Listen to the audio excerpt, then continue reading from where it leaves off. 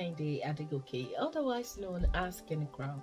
I'm a writer, host, speaker, liberation, and intentional lifestyle coach, and you are welcome to Monday Motivation. On this platform, we motivate, inspire you, liberating you from just living into intentional living. And if this is your first time being on this platform, please do not hesitate to like, subscribe, and share our video. More importantly, we would love to know how our videos has been impacting and propelling you to action. Our books are still very much selling on Amazon. Please head straight to Amazon after you have seen this episode to purchase your copy of Intentional Living, or The Journey from Limited to Limitless. And we know for sure that this book will bless you. And don't forget to share with your friends and your loved ones. So what are we talking about today? So today we're talking about, why do we plant? There is no way you can talk about planting without speaking about the farmer, because the farmer has a huge role to play in planting a seed. But before we go into planting, who is a farmer and why do we have farmers who farm? Because there are farmers who do not actually farm, or who are retired farmers, which invariably would mean that we all, every one of us living on earth, we are a farmer. However, we do have some practicing farmer and some non-practicing farmer. Remember last week we spoke along the line of no more excuses, no more giving excuses that I wasn't supported, that is why I was not able to do this or that, or being able to practice. But today we're coming to you with, you are a farmer, so it is a choice for you to actually farm, do the work, or not farm. So why does a farmer have to farm? For every farmer, it will start up with a concern for the environment and the social justice. Goes from wanting to protect the earth to high quality of nutritious food. Do you see how amazing that is? It's talking about the environment, and it's talking about the people and being able to access a good food. We all as farmers, are regardless of the sphere of influence that you are upholding, you are a farmer.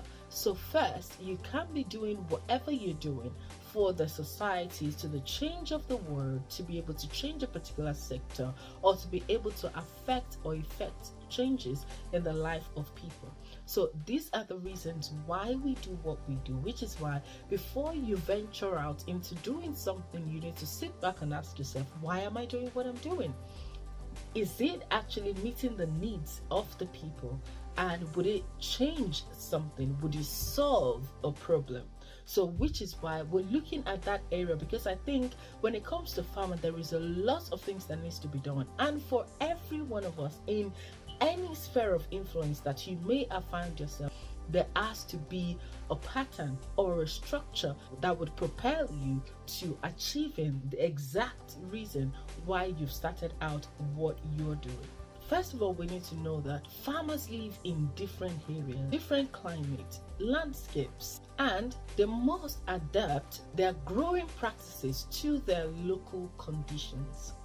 What does that mean in essence? It means that for you and I, who are farmers, who needs to plant, maybe yours is to plant a word in the life of people, or yours is to go out and do the job, whatever it is that you're doing, you need to know that there could be a lot of people doing what you're doing in different locations, using different techniques, depending on the people that they are speaking to. Even if you're a pastor, now we have executive pastors, meaning that pastors who could speak to executives, who can speak their language, who has been through, their journey, and then could be able to relate the word of God to them. We all know that we assimilate differently, we learn differently, and that would help, achieve the aim and the purpose of it. So with us as well, do not be threatened. Remember that this platform is to propel you from confinement into fulfilling purpose. So if you're that person and you've been thinking,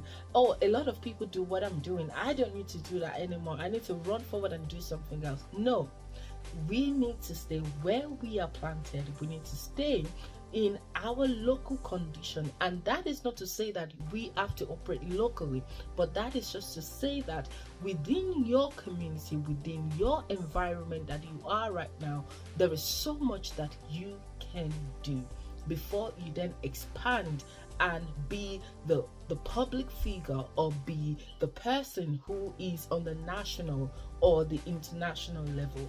So you need to understand your landscape. You need to understand, which is why coaches will tell you that you need to understand your target audience. You need to understand what problems you're solving and how or to whom you will be able to provide a solution to. It is important for you to understand your local growing condition, because this will help you in planting, in how you dish out what you're selling or what you intend for people to buy from you.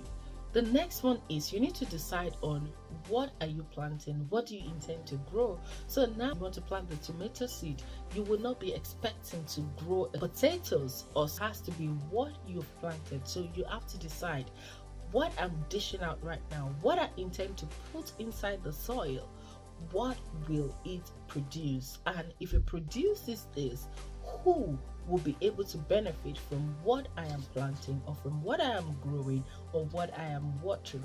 The farmer will till the ground by loosening the soil and mixing the fertilizers. And we know the fertilizer is the nutrient for it. And this will help us know that the depth is set correctly. So which means that the foundation at which they want to plant the seed on, they've prepped it. So which means that before we go out, before we decide that we're giving this particular thing to someone, or we're trying to encourage someone in a particular area, we need to understand that the foundation matters. If not, by the time you start growing, or by sowing or planting seeds in that particular area, you realize that it will not bring out the fruit that you desire. It will not bring out your expectations. Even in your coaching line or in your business, even if you're selling something to someone, you want to tell them how to use what you're selling to them so that it can bring, or they could be able to get the desired result of the product. So it is really important that we till the ground. It is important that we set the foundation, we set the pace for what we're trying to do, so that we can get the desired result. Then we can sow the seed.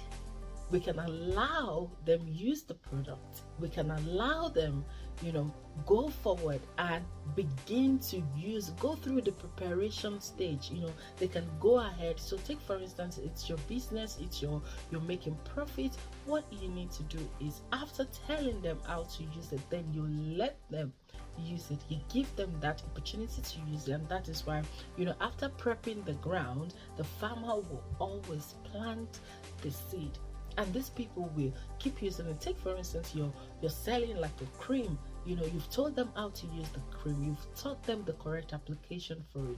And now what they need to do is they need to go back home and start applying everything that you have taught them, or everything that you've shown them, or the product that you've decided to give them.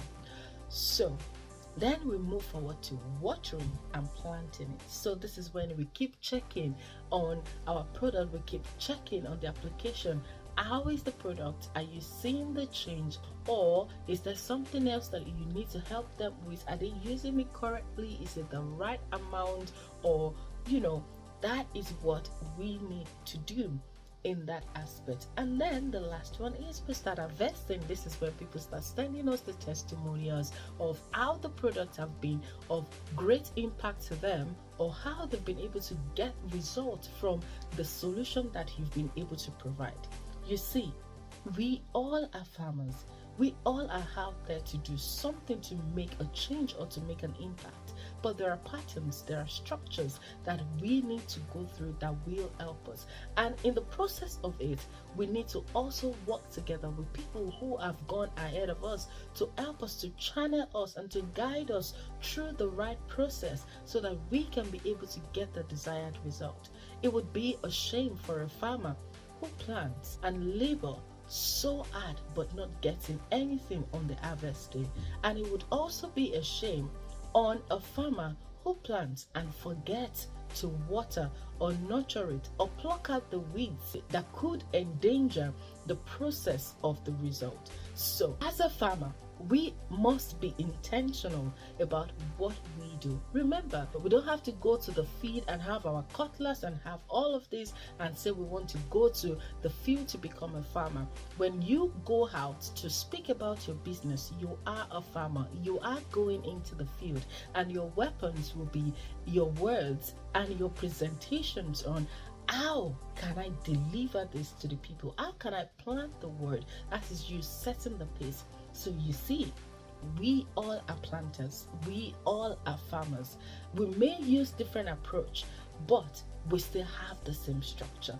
We are still doing the same thing, but in different ways, in different geographical areas, and we are getting our desired result. So for you to be able to get your desired result, you need to be intentional. You need to follow the patterns and the structure and the process that will work for you.